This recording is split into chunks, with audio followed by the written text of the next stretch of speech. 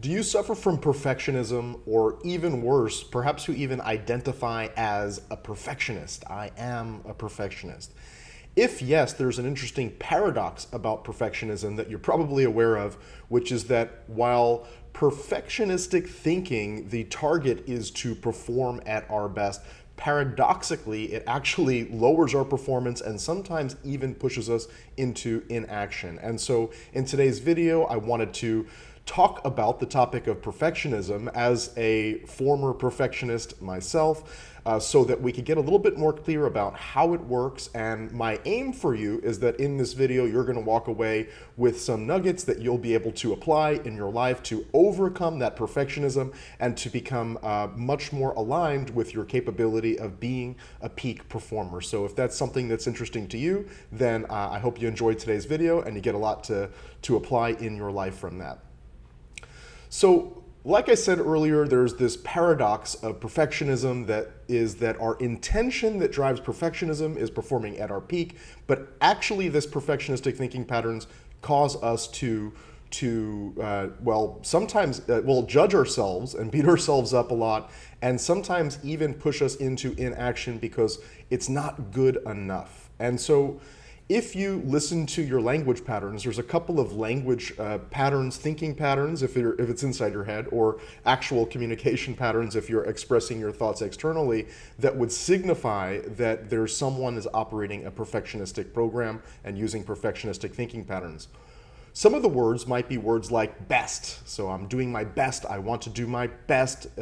So the best word will give you that signal that there's some perfectionism running. If someone's in the present, you, for example, if this is you, in the present thinking about the future, then you might be thinking in terms of it's not good enough. So I need to do the best. It's not good enough right now. And if we're looking to the past, then it wasn't good enough. Like I should have done better, I could have done better. So I want to do my best. It's not good enough right now. It's not good enough, or it wasn't good enough, or I could have done better. If you catch yourself or someone else using those sorts of language patterns, it's a pretty big clue that they may be running a perfectionistic thinking pattern. And so let me break those down one by one so that we can analyze those three language patterns and hopefully how to re-language ourselves to become more optimized for peak productivity.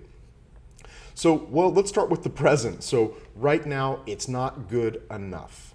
And if we're thinking in terms of it's not good enough, or it's see the key with perfectionism to overcome that is the language pattern that I learned from Dr. Michael Hall, the co-founder of neurosemantics, is it's good enough. It is good enough.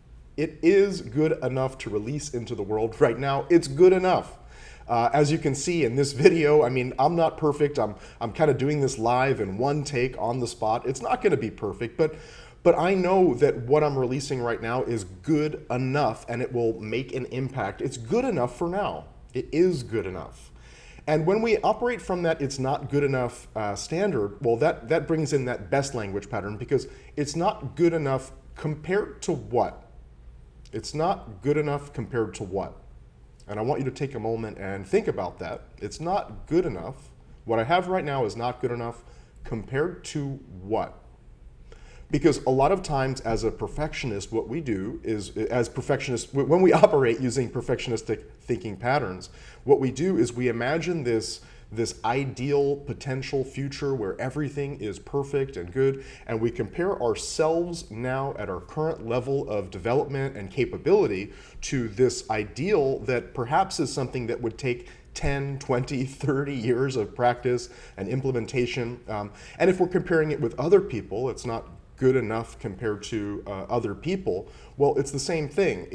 We're comparing it to somebody else who's better than us, has probably been practicing their craft, their skill, their capabilities for 10, 20, 30, maybe even that many years longer than us. So to compare ourselves to some ideal future position compared with where we actually are now at our present level of development, it's not a realistic or useful way of comparison. So it's not good enough? Well, compared to what is it not good enough? It probably is good enough. And when you adopt that thinking pattern of it is good enough for now, you'll tend to break that perfectionistic thinking pattern and start to take action and release yourself, your stuff into the world, so that you can then receive feedback from other people that will give you more information so that you can learn and grow, so that you can then create the next iteration, which again is not going to be perfect, but it's going to be good enough.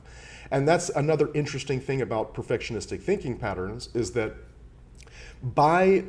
if it's not good enough and then I don't put it out in the world or give it to someone else, or I could even push myself to burnout because I overthink it, I overwork it, I put way more time into it than it deserves, and that time gets subtracted from other things that would be important potentially in my life for my health and my balance and having an ecological life where I live in happiness and fulfillment. Well, if it's not good enough right now, then it is good enough.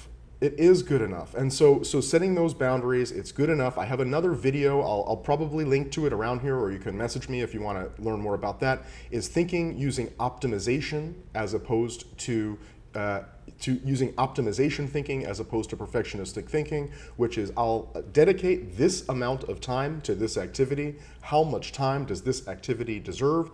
And if at the end of that time, it's good enough for this iteration. And that kind of iteration thinking is one of the things that's really helped me to overcome perfectionism. Thinking about things in terms of iterations, it's good enough for now, because once I start taking action and implementing, well, over the long run, you'll actually move towards getting towards that ideal that you have in mind.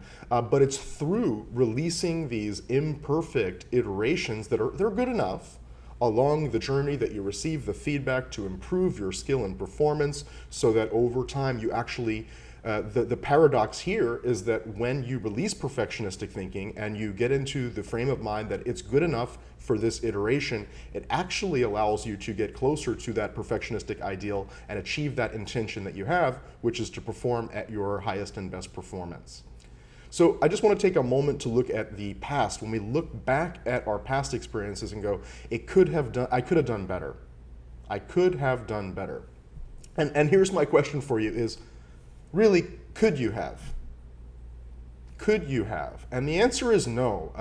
The answer is you could not have done better, that you did the best you could based on your current level of resources. That's a belief that I have about human beings, is that we all do the best we can with our present level of resources. And the fact of life is that we are fallible as human beings. We're not born fully formed and fully developed, and nobody performs perfectly all the time at everything. In fact, we are perfectly imperfect as human beings. And so when we look back at our past, well, and we think in terms of it wasn't good enough, really? Really? No, you did the best you could based on your present level of skill at that time. And it's from having those past experiences that were imperfect. I mean, they're perfect, that were the best you could do at the time. But it's through having those experiences that you can reflect back and using your power of thinking, rather than beating yourself up or putting yourself down and thinking that performance wasn't good enough, we can start to think in new ways, like what can I learn from this? What can I take away? What feedback did I receive from this that will allow me to perform better in my next iteration? And so it was good enough. It was perfectly good at the level of your current level of performance. And actually taking that action is what gives you the power to reflect back on it, to learn from it, so that you can, over the long run, work your way slow and steady over towards that perfectionistic ideal. But in the long term, in the short term, another way of thinking about this is, in the short term, let go of the need for results. Let go of the need for results. In the short term, focus on showing up, taking action, and recognizing that, again, if you want to use that optimization time frame, you can block off a certain amount of time. You say, I'll give myself a half an hour for this activity, an hour for this activity. The interesting thing about choosing the amount of time that you're going to block off is it's through doing that action imperfectly that you'll start to learn how long that action takes. So you might say, I'm going to give myself an hour to I don't know, I'm going to give myself 20 minutes to make this video. And then I realize that it's going to take 30 minutes once I start taking those imperfect actions. Well, then I'll start to take that feedback, update my mindset to say, okay, I need to delegate 30 minutes to it. But if I start going, oh, well, this one wasn't good enough, let me do take 2. Well, that wasn't good enough. Let me do take 3. Well, now I start to lose my whole day to this one activity, which is actually counterproductive to me.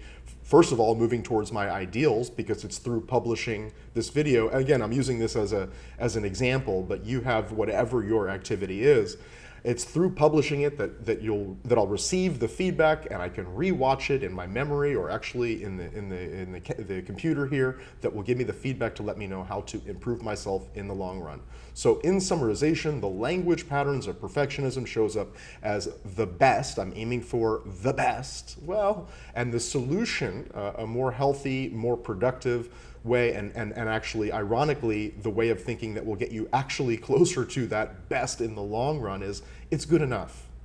And that's that same language pattern, it's good enough. Looking back at the past, instead of it could have done better, it's no, I did perfectly well at my present level of fallibility and of learning and of development. And the question is not, was it good enough or not? The question is what can I learn from that so that for next time I can do better? When you let go of the need for results and you focus on showing up and just doing good enough, but letting it release into the world, the paradox is over the long run, you'll actually work in a very long run. If you think about that ideal, that's the infinite long run. In the moment, just show up, do the best that you can. Forget the word best there. See, that's some perfectionism sneaking in. It's good enough for your present level of development, and keep improving with each iteration, and that will move you closer and closer to peak productivity. It will get you out of that inaction, if that's where the perfectionism had you stuck. It'll get you into action, which will then move you closer and closer to the actual ideals that you have for yourself, which is, it's a good thing to have high ideals in my personal value system. I think it's great to expect high things from yourself. It's just give yourself some space to say, I'm going to get there in a year, in 5 years, in 10 years, in 30 years, and release the pressure in the moment. In the moment, just show up, perform. It's good enough as is, and if you keep that attitude and you keep on iterating over and over and over again, you'll become a higher version of yourself, and your performance will improve over the long run, and you will be unleashing your potential, which is one of the things that I aim to help you to do through these videos and through my courses. If you like this video, please feel free to let me know. If you have any questions or comments, leave those below. And if you know anyone who would benefit from this video, please feel free to share this along. I always appreciate this when people share this to get these messages out to people who could benefit from this information. For those of you who don't know me, my name is Jason Schneider. I'm the founder of the Perception Academy, and I work with coaches, leaders, and personal developers to unleash the highest and best of human potential, starting with yourself using cutting-edge psychological models such as neurolinguistic programming, neurosemantics, coaching skills, and self-actualization psychology. I hope you pulled some value out of this. If you did, feel free to leave me a comment below to let me know. And I hope that this video will help you to get out of that inaction into action. It's good enough, and ideally moving you closer and closer with each iteration to that ideal version of yourself that you do have the potential to become.